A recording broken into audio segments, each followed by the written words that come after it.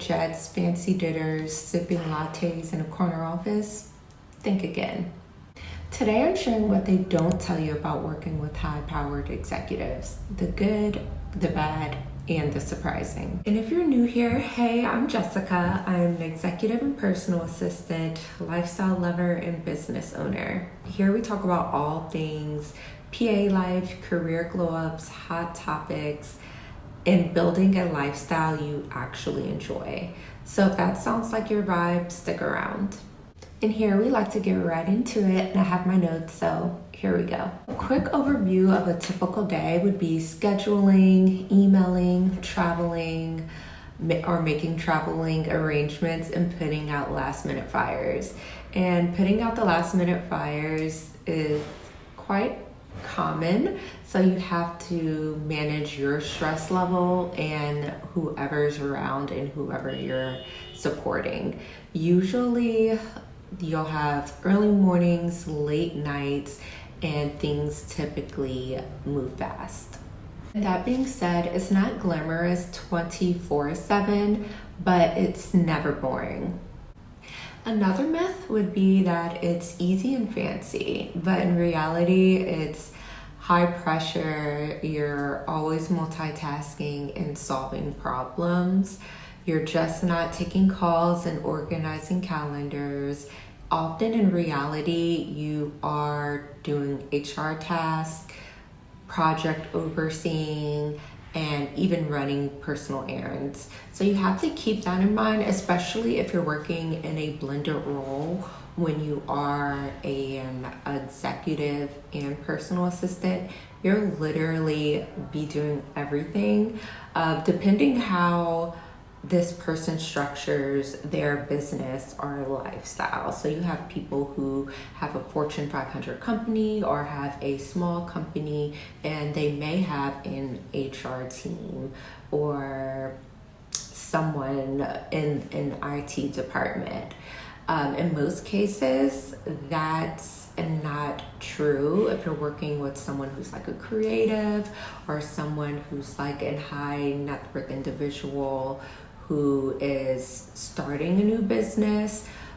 They will need you to be all those supporting roles before you actually hire. And that being said, you sometimes are doing the hiring. And sometimes I feel like a musician more than an assistant, and making everything seem perfect when it's really chaos and just out of thin air, everything just works out. But that's what builds character. That's what gives you more projects and have you working with more companies, more people, if that's your goal. Okay, next I want to talk about lessons learned. So we have time management and prioritizing tips. So this takes time, especially if you're new in the role. Of course, you want to have time management, just not for yourself, but who you're supporting. And then also prioritization tips. So the more you tend to work with these high-powered individuals, you know what's a priority, and that will soon be a priority for you as well. And the next thing, which is I think my favorite tip, you'll probably hear me say this in every video, but it will be boundary setting, knowing when to step in and when to step back. Again, this will take time, but it's important to set those boundaries. It's important to know when you're overstepping or understepping. So this takes time, of course, again, but asking those questions, especially during their interview, knowing how important it is for them to handle certain tasks or when they need your help no matter what. Sometimes you will be the first person of contact, so you'll be making important decisions like you are their right hand in business. You have to say no. It's really not about making friends. Of course, you want to be friendly, but of course, having those boundaries with who you're supporting, who they support. It's important that you set it in stone from day one. Okay, the next thing will be communication hacks. So getting things done effectively without chaos. So learning how they like to communicate, whether that be text message, FaceTime, emailing, will be key. Also how you prefer your communication. So don't let anyone bully you into how you organize and how you tend to communicate. It's important that it flows naturally. So if you find yourself finding like there's also like always like you're bumping heads, you don't want that. So it's okay to step back, have an honest conversation, and maybe even align with someone who communicates the way you. And that being said, I've actually worked with one executive who had literally like a book of how they prefer things, how you should communicate with them, and pretty much you never see them. It's all in the book.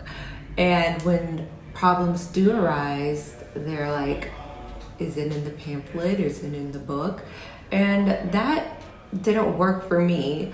So, and that may work for someone else who's more like type A. I think this is like a type A person where they need a book, they need step by step. Me, I can do that, but if there's like no actual communication, it's just not gonna work. So again, that is a good point to ask. That is something I did not ask during the interview. It's just kind of brought to me by surprise.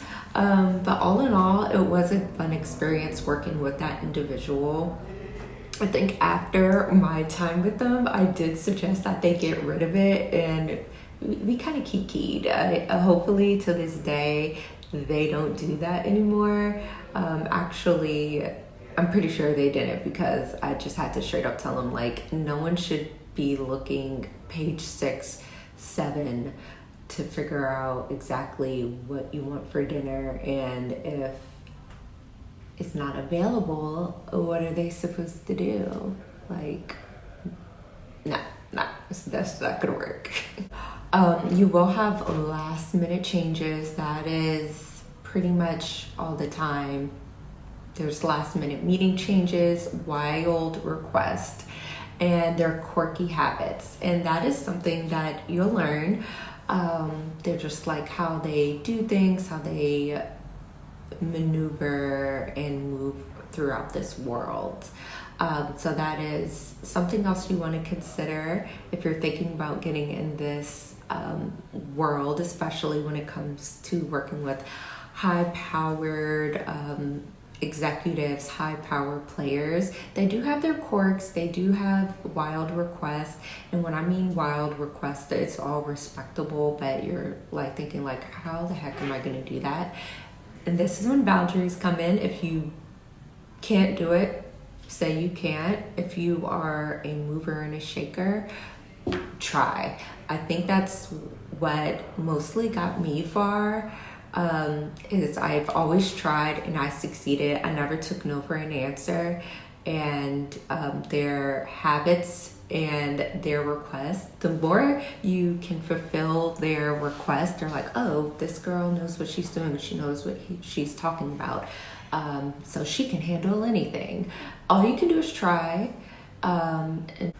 So my advice for anyone who's aspiring to be an executive or personal assistant or both would be to anticipate needs, stay organized, and always keep calm under pressure. That is so important for your health and whoever else is around you.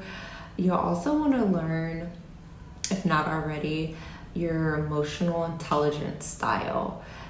How you adapt and the way you use discretion, that is extremely important. There are times when you will be asked to sign an NDA or not, but rather or not, you shouldn't need a piece of paper to tell you to keep things confidential. It will take you much further if you know how to keep things in their box in their world, which will become your world too.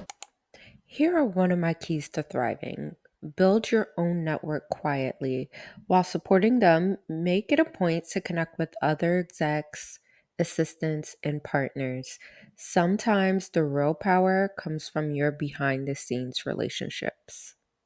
That's just a peek behind the world of working with high powered CEOs and executives, the reality, the surprises, the lessons I've learned. If you found this helpful, and if you're curious about learning more about this world or just how these individuals think and move, make sure you hit the like button, the subscribe, or share it with a fellow aspiring assistant. I have plenty more stories and insider tips where that came from. So hopefully you found this enjoyable. Thanks for hanging out, and remember that life and work should both feel good. Until next time.